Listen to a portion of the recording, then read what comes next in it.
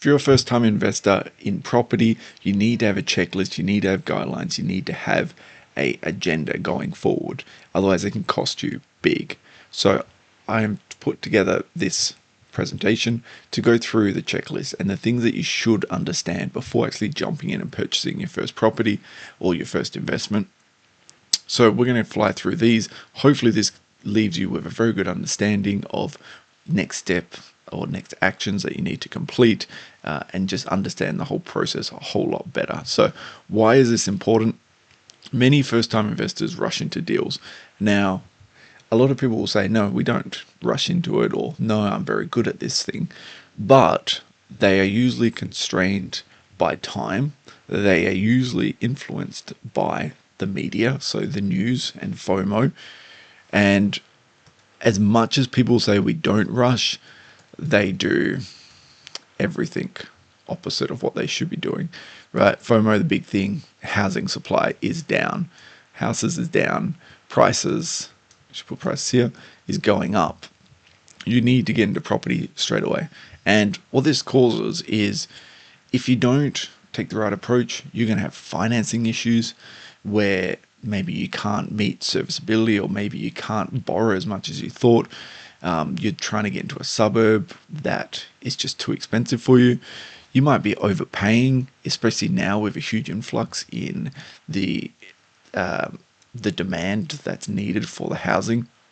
So you could be just rushing blindly into it and getting in these auction states where one person, you go to a house, you really love it, one person puts in an offer, and then you're like, no, no, no, I want that house. Here's my offer. And then they say, no, I counter that. Give me 10 grand more than that guy. And then you go back and forth, and whole big mess. You could also get into negative cash flow stress. So bad planning, you might say, yeah, it's about $1,000 a week for the mortgage. And then you don't realize that there is fee number 1 or 2 or 3. This often happens with people that buy units, so they don't understand what strata fees are. So they'll buy a unit, they'll say it's $1,000 a week, I get $1,200 back into my pocket, it's great. What they don't understand is maybe there's a strata fee which is paying for the general property maintenance of the whole facility. So, the gardens, the driveways, the building insurance, all that stuff. Usually that can run at about $600 per quarter. So now all of a sudden, maybe this runs out to about, let's just say 100 a week. Now you're not really positively geared. And then maybe it goes into further negative cash flow. With bad long-term growth is another issue. So you might buy in a suburb, no looking into it, and it might be an absolute terrible suburb, or just not growing correctly, where you maybe, house 1 over here, this is suburb 1, this may be at a 20% growth rate per year, and then you buy suburb 2, which is at a 2% growth rate per year. So you could see how that could negatively affect the future, not just now, but further down the line. So this checklist will cover all of this stuff. You will leave here, if it's first time investing, you will leave here free. You will feel very comfortable in purchasing the next property. So before you look at any property, you must know your maximum borrowing limit. How much can you borrow for a house? How much can you borrow in your income and your personal situation that you have? If your wage is 50K per year, maybe your max, keyword max, might be 500K, right? It also changes with our interest rates going up and down, your personal situation, maybe you've got now credit cards and all this stuff. So perhaps it's 50K now, and if you haven't checked it, maybe this was 2025, and now in 2026, because you've taken on a bit more debt, you've taken on circumstance changes, maybe now your wage is at 50K, but because of interest rates and maybe the rise, you can only borrow 450K. So it's very important to keep on track of borrowing limit. You also have to have your comfortable borrowing limit. So different from maximum, comfortable, keyword. if I make, if let's put this up here, if I make $1,000 a week, and my bills are 400 a week, right? We're left with 600 a week. Let's just say not with mortgage. Am I comfortable getting a mortgage at 610 a week? Probably not, right? So we don't want that. We would obviously probably want some sort of buffer in case prices go up. If it's a rental, maybe tenant doesn't pay the rent. So maybe we want about a $400 maximum. So we have a $200 buffer. So a $200 plus buffer per week. That's per year, per week to actually account for this. This would be your comfortable borrowing limit. And then you also need to know expected repayments. Now, ideally, your mortgage broker can find this. If you can also find it online. You can say, if I borrow X amount of dollars over Y time will equal X, let's go Z, per week. So you need to know what these numbers are. That'll make sense in the next slide. Because of all this stuff, it is essential that you talk to a broker first, not a real estate agent. You need to know what your financial situation is. It's like going shopping and then you don't know how much money is on your card and you just go and spend it. There may be $10, there may be $0, there may be $1,000, who knows? So we need to make sure we understand our financial circumstances and our situation. So what else do we need than the deposit? We always hear people, we need a 5% deposit. Get into this house with a 5%, that's a dollar sign. It doesn't work. We can get into this house with just a 5% deposit. That's all you need. But it's not just the 5% deposit that you need. Here's a sip of my cold coffee. We have the deposit, right? This is the main one. If you're not a first home buyer and you don't get the first home buyer's grant, you're going to have stamp duty. This can range anywhere from 10 to 20K plus, depending on how much you purchase the property for. On top of that, you have conveyancing fees. So this is your settlement agent.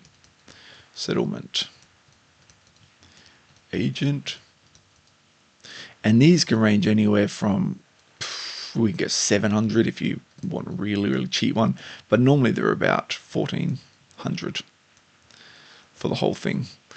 We have inspections. Now, often this is taken out and arranged via the settlement at the end, but ideally, you have two inspections. You have pest, that should be done at a minimum, and you have building, that should be done as well. So you need to pay for those two.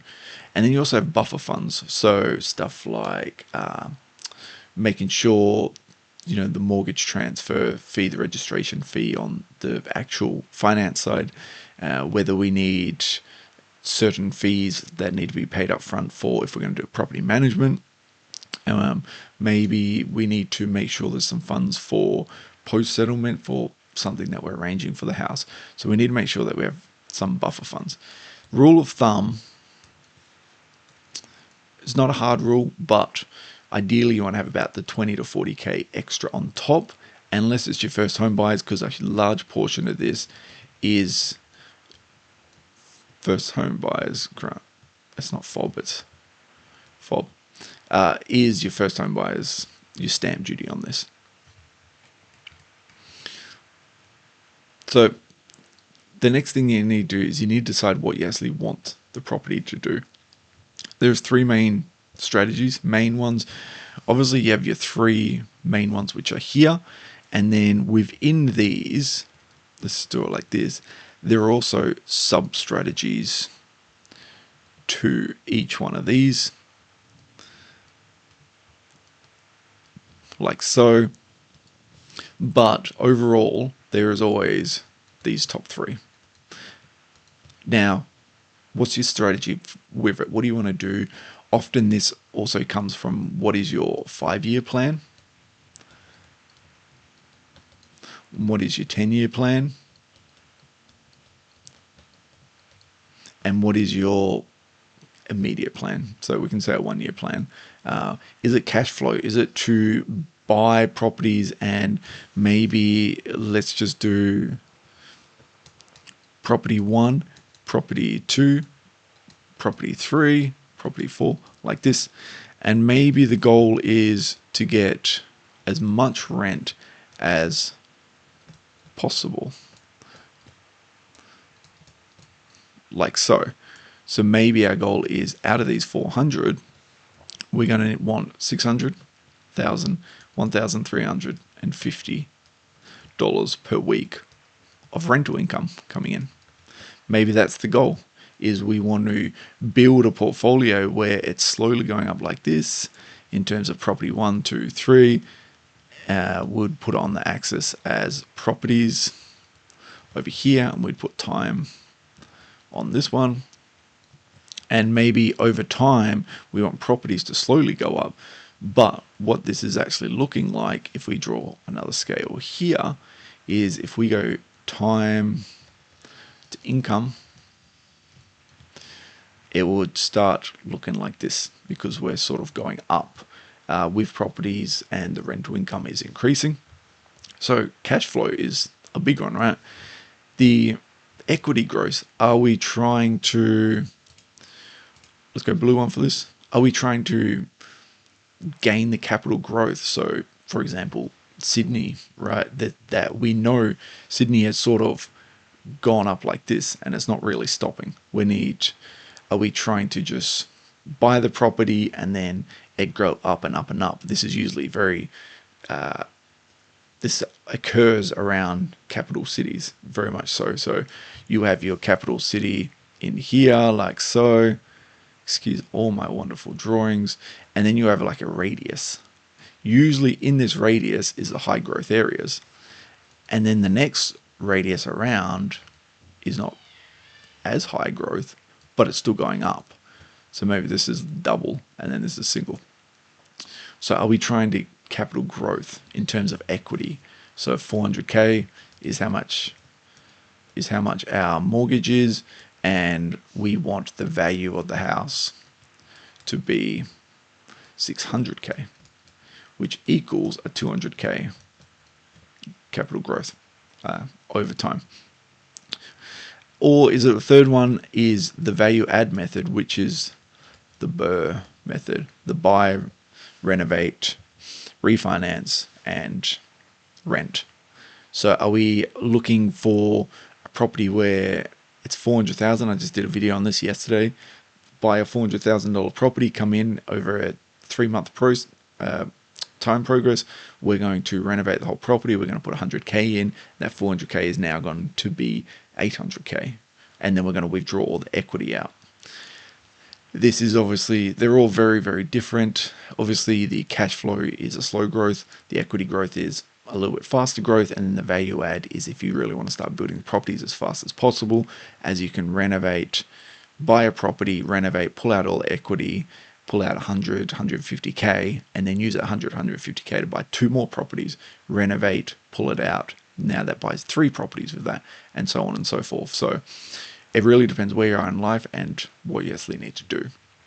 And because of this, these strategies will determine suburb. It will determine property price and property range.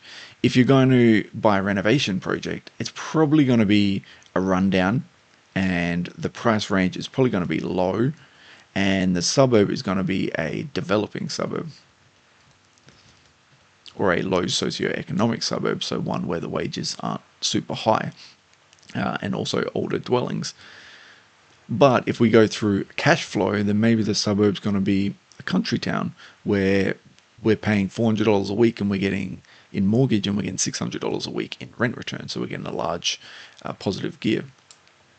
And then the property type for those would just be a regular property, right? Equity growth, they may be smaller ones. The suburbs are going to be closer to the city. So what you decide in terms of your strategy often determines the suburb price range and the type. Now, you look at location. When you're looking at the locations, there's a few things you want to do based on the strategy. One is population growth. So how many people are going into it? Is it a new suburb that's developing? Is there is it up and coming and rising, I guess is the best way to describe it. Is the vacancy rates high? So is there a lot of people moving in, moving out? This can be checked on REWA. Draw it over here.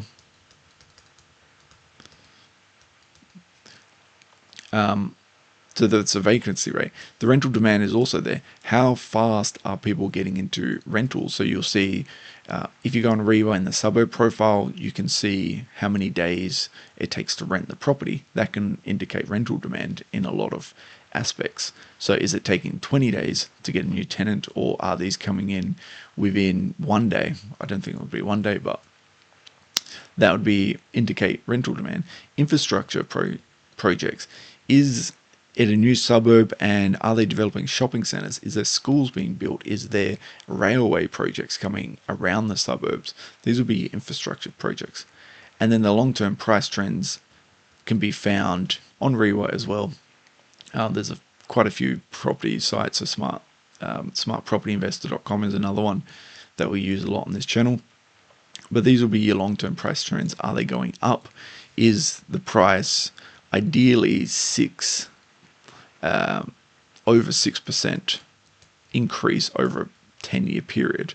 And we want to look at a long term. So not the 1 year, because often you'll find that it will be 1 year will be 40%. This might be 20%. And these are skewed based on the actual market, where it is at the moment with its supply and demand. But if we look at a 10-year, we can see a very solid price trend by doing that.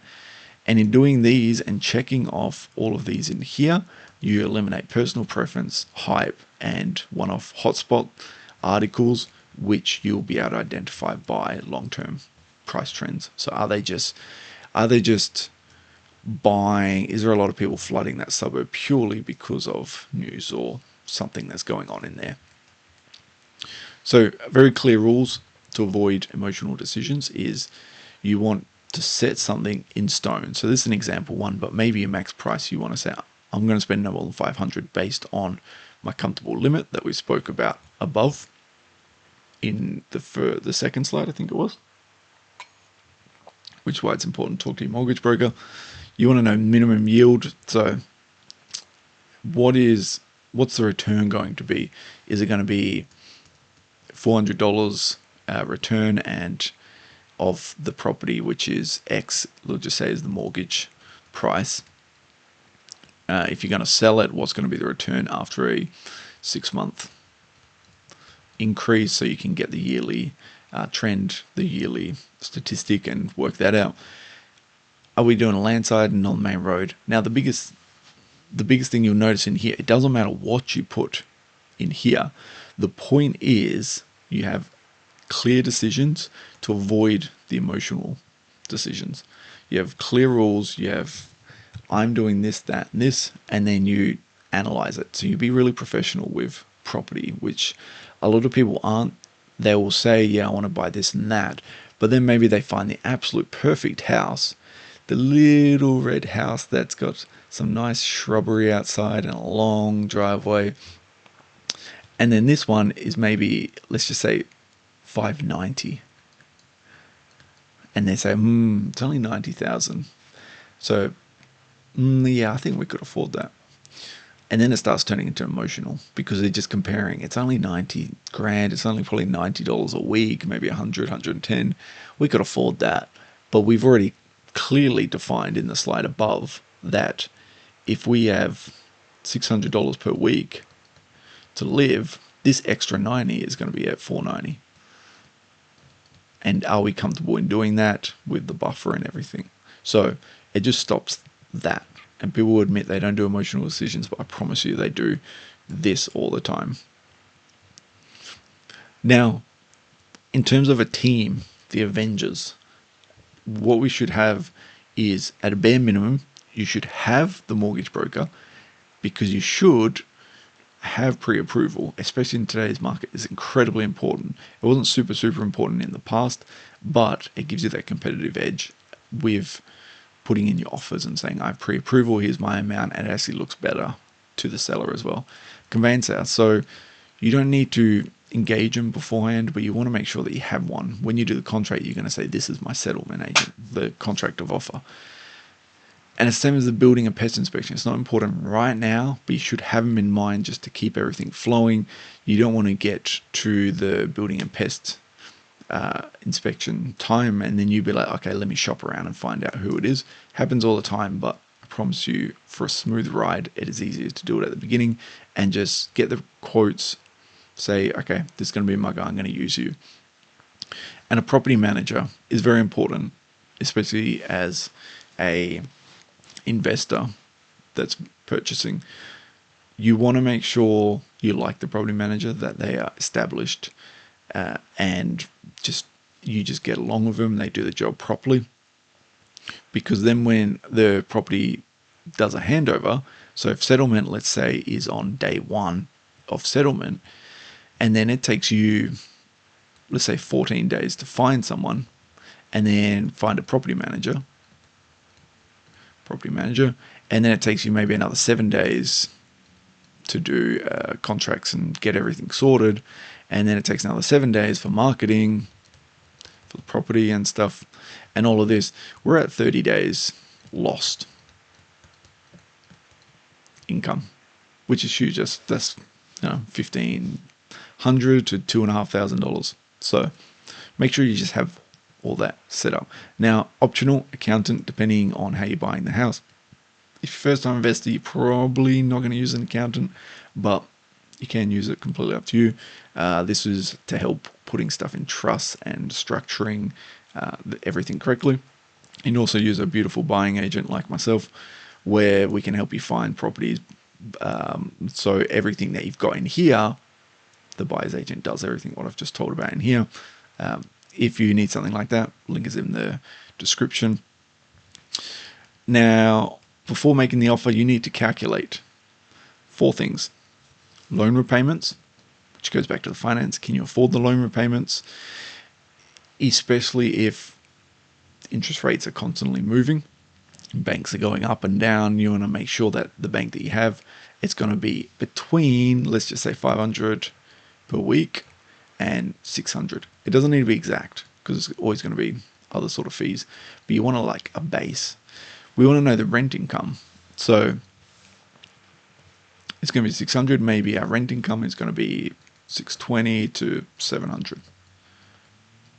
Something like that. And this is once you find a property. So this isn't all before. This is, I've narrowed it down. I like this one. I'm going to put an offer in, but let me just check these few things in here. And this is what we're checking. So in doing this, we can say rent income. We got the loan repayments, rates and insurance. This is council rates. This is strata fees. We need building insurance, all that sort of stuff. And then maintenance allowance is a lot of the strata stuff. And you want to ask yourself, depending on the strategy, but the life is always works in funny ways. Can you hold the property for 5+ years? Are you in a situation where if you purchase this property and maybe you just have a shit time for 5 years and you hold it, can you still hold it? It's all good to say, yeah, 1 year, worst case scenario, I could hold it and, we'll struggle, but we'd get by. But could you do it for 5 years? Is there enough leeway with the increase of inflation at about 6% as an increase in devaluation of the money? And is the property going to go up? Mortgage rates going up and down? Can you weather that storm for 5 years? And things you should always get done. You should always get a building inspection. Always. And pest. Please just always get in pest inspection. I know a lot of clients, they just say, oh no, it's only $600. It's good. Maybe the house was done. It was built 2 years ago. It's okay. It's fine. You would never know. Trust me. We've been there. Check zoning. Is this an R20? Is there going to be zoning for R40? Is it advertised as an R40, but really it's R20 and the sales rep is just effed up? We need to check comparable sales. Are you putting an offer in 20 grand above? What's down the street? So maybe this guy down here, so neighbor one, house one was 2 grand. Let's do low numbers, and maybe house 2 was 2.2 grand, and now your house, you're putting in a 5 grand. It doesn't make sense, and that's buying on emotion. That's not checking the comparable sales. You could go into the home and say, hey, it needs to be around 2.2. Like, I can't do it at 5. And this does eliminate the emotion out of it. You need to confirm the rental appraisal or get some sort of number. You can do this yourself, but you ideally want the numbers in it. And this is because you're an investor. We want to make sure you don't blow the bank. So you don't throw just random offers. We get to the offer stage. We love this house. The data makes sense. What do? We need to make sure the offer is sound. So recent comparable sales. This is as easy as going on realestate.com, putting in your suburb and seeing what's under offer, where's the market sitting, what's the minimum price of the house in that suburb at, 4x1, 4x2, and what's the maximum price. And you get a sense of, okay, 3x1s are sitting between the 800 to 900 range.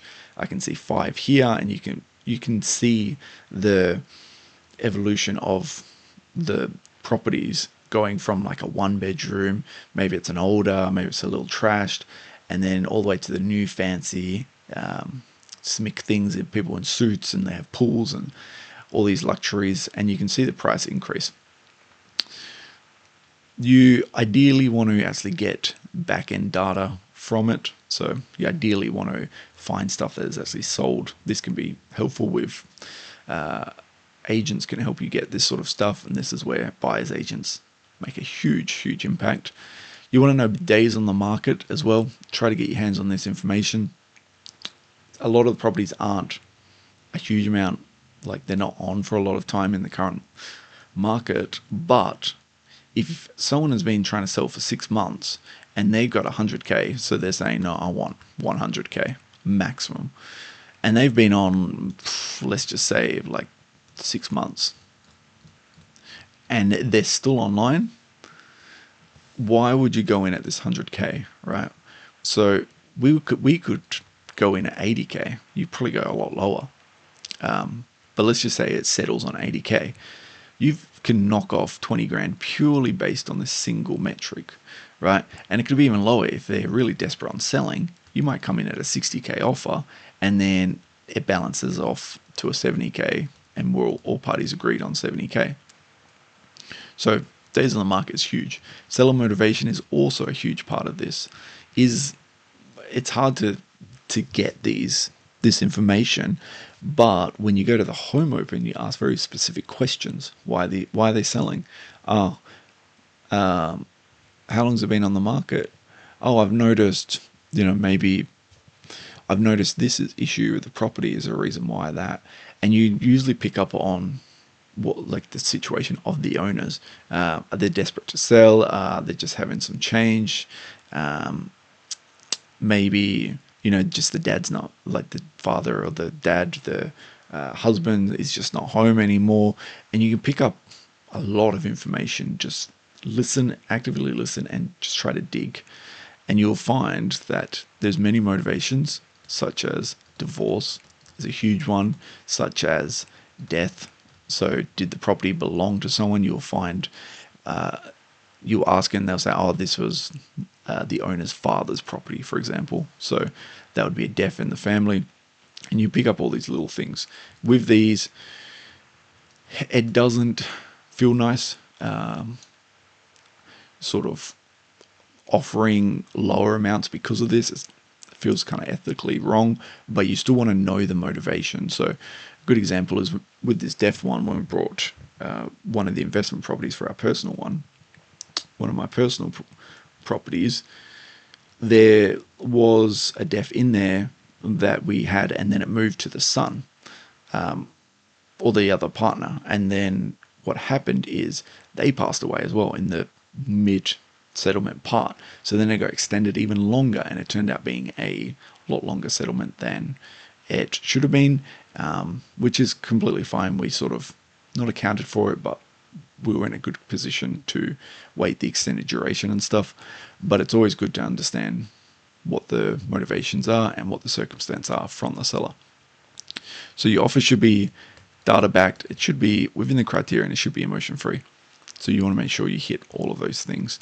Don't just throw a random number out.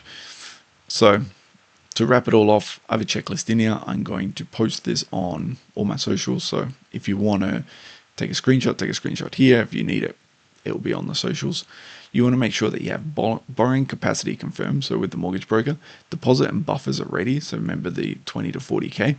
A clear investment strategy, big, clear, right? Not just I'm going to buy a cheap house and renovate it. Suburb research is done. Property criteria is set. Your team is in place. The cash flow is calculated. Do it through an Excel spreadsheet. Use calculator. It's very easy to do. Inspections are planned if you've put the offer in, and your strategy is ready to what you're going to do for the offer.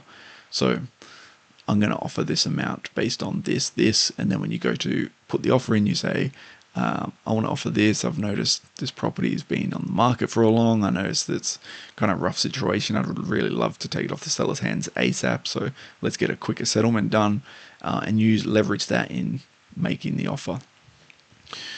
So if you're a first-time investor in WA and you want to further help understanding this, then my link for a free call is in the bio. Feel free to reach out, and we can go through, where you are, where you want to purchase, and just your whole situation as a whole. And if you are not quite ready, then follow this channel, subscribe, and I'll be putting videos out every day with hacks of the industry, I guess, of buying your investment property, building this massive portfolio, and really just crushing it in life. So until then, I will see you in the next video.